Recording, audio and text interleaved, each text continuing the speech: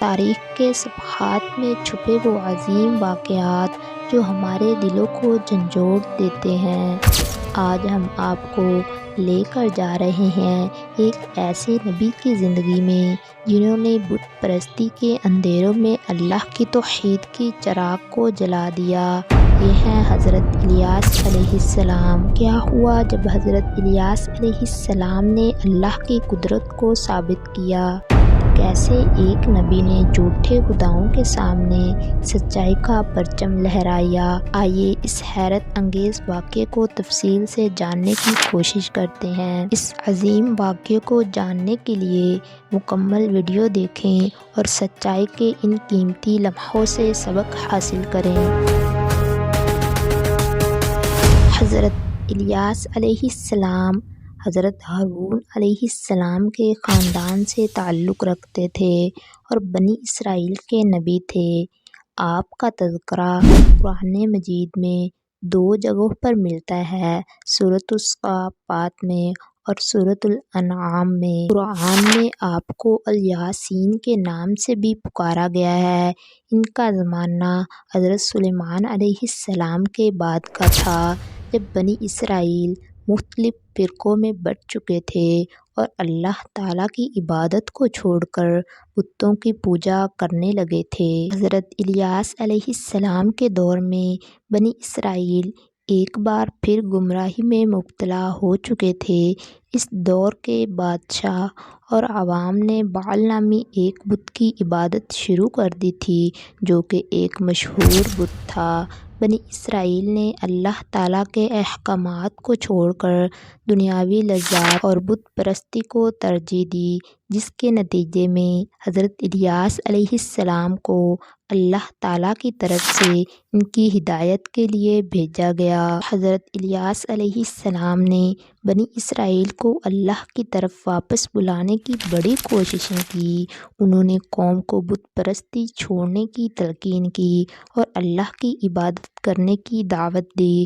قرآن مجید میں حضرت الیاس علیہ السلام کا یہ پیغام بیان کیا گیا ہے، جو کہ سورۃ الصافات میں آیت نمبر 125 میں ہے۔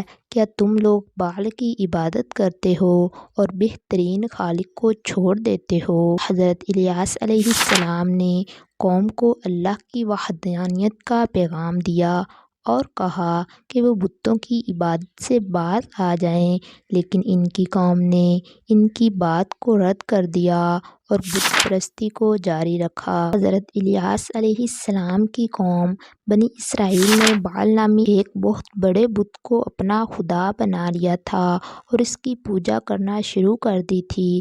بعل ایک مشہور بت تھا جس کو کئی اقوام پوجتی تھی۔ وہ بنی اسرائیل بھی ان اقوام میں شامل ہو چکے تھے، جنہوں نے اللہ کو چھوڑ کر بعل کی عبادت شروع کر دی تھی۔ حضرت الیاس علیہ السلام نے اپنی قوم کو بار بار سمجھایا اور ان کو اللہ کی طرف بلایا کہ وہ بعل کی پوجا چھوڑ دیں اور صرف اللہ کی عبادت کریں، لیکن ان کی قوم نے حضرت الیاس علیہ السلام کی بات ماننے سے انکار کر دیا اور بعل کی پوجا جاری رکھی۔ حضرت الیاس علیہ السلام نے قوم کو چیلنج کیا کہ ایک مقابلہ کیا جائے جس میں یہ ثابت ہوگا کہ کس کا خدا سچا ہے۔ حضرت الیاس علیہ السلام نے بادشاہ اور بعل کے پجاریوں کو چیلنج کیا کہ وہ ایک میدان میں اکٹھے ہوں اور قربانی پیش کریں۔ حضرت الیاس علیہ السلام نے کہا، ہر فریق ایک بیل کو قربانی کے طور پر تیار کرے، لیکن اس کو آگ نہ لگائے۔ پھر ہر فریق اپنے خدا کو پکارے گا اور جو خدا آسمان سے آگ نازل کر کے قربانی کو جلا دے گا وہی سچا خدا ہوگا۔ بعل کے پجاریوں نے حضرت الیاس علیہ السلام کا یہ چیلنج قبول کر لیا اور وہ بڑی تعداد میں ایک مقام پر اکٹھے ہوئے۔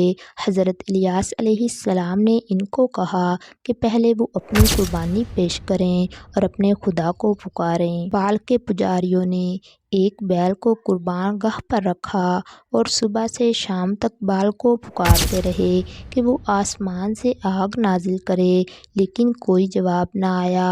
وہ پجاری چیخ چیخ کر بال کو پکارنے لگے اور اپنے آپ کو زخمی بھی کیا تاکہ ان کا خدا ان کی پکار سن لے، لیکن کوئی رد عمل نہ ہوا۔ حضرت الیاس علیہ السلام ان کو دیکھتے رہے اور انہوں نے ان کی حالت پر طنزاً کہا کہ شاید ان کا خدا سو رہا ہے یا کہیں گیا ہوا ہے، اس لیے ان کی پکار کا کوئی جواب نہیں دے رہا۔ جب بال کے پجاریوں کی ساری کوششیں ناکام ہو گئیں تو حضرت الیاس علیہ السلام نے اللہ کے نام سے قربانی پیش کرنے کی باری لی۔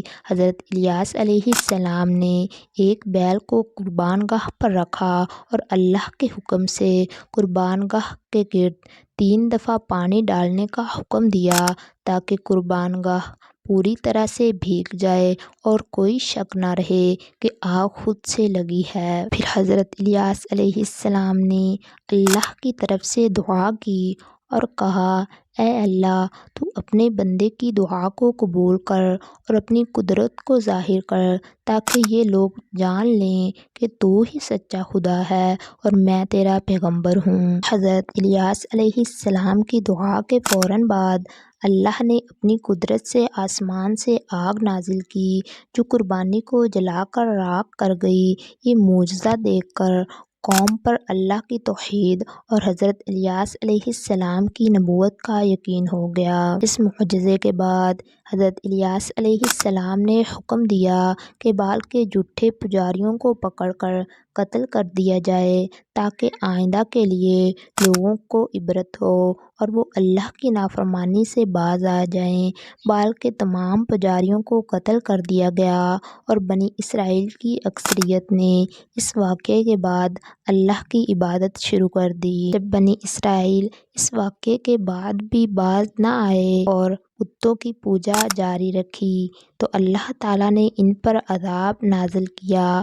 بنی اسرائیل پر کئی سالوں تک بارش نہیں ہوئی اور قحط سالی چھا گئی۔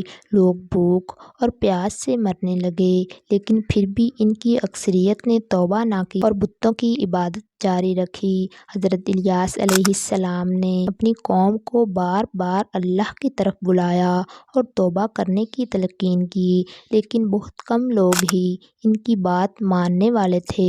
آخر کار اللہ نے قوم کو سخت عذاب سے دوچار کیا اور حضرت الیاس علیہ السلام کو اللہ نے محفوظ رکھا۔ حضرت الیاس علیہ السلام کے بارے میں مشہور ہے کہ اللہ نے انہیں زندہ آسمانوں کی طرف اٹھا لیا۔ روایات کے مطابق حضرت الیاس علیہ السلام ایک جنگل میں اللہ کی عبادت میں مصروف تھے جب اللہ نے انہیں فرشتوں کے ذریعے زندہ آسمانوں کی طرف اٹھا لیا۔ حضرت الیاس علیہ السلام کی زندگی کا یہ واقعہ بہت کم روایات میں ملتا ہے اور اس کے بارے میں علماء کے مختلف اقوال ہیں۔ اس ویڈیو کو دیکھنے کے لیے آپ کا شکریہ۔ ہمیں امید ہے کہ آپ نے اس سے بہت کچھ سیکھا ہوگا۔ مزید ایسی ویڈیوز کے لیے ہمارے چینل کو سبسکرائب کریں۔ اگر آپ کو یہ ویڈیو پسند آئی تو اسے دوسروں کے ساتھ بھی شیئر کریں اور اللہ کی وحدانیت کے پیغام کو پھیلانے میں ہمارا ساتھ دیں۔